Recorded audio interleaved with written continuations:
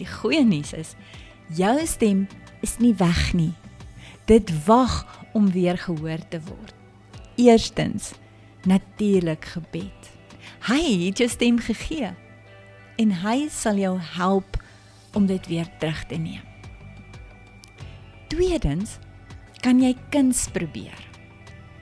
Kuns is 'n manier om jou uit te leef en om te verwoord wat binne in jou leef. Derdens, wat van skryf? Poësie, gedigte, rym en ritme kan jou help om iets te verwoord wat binne in jou woel. Woorde help jou om jouself net weer te hoor. Vierdens, vertel jou storie. Genesing kom dikwels wanneer jy jou waarheid deel. En laastens, gemeenskap. Soek mense wat jou sien, jou hoor, jou dra.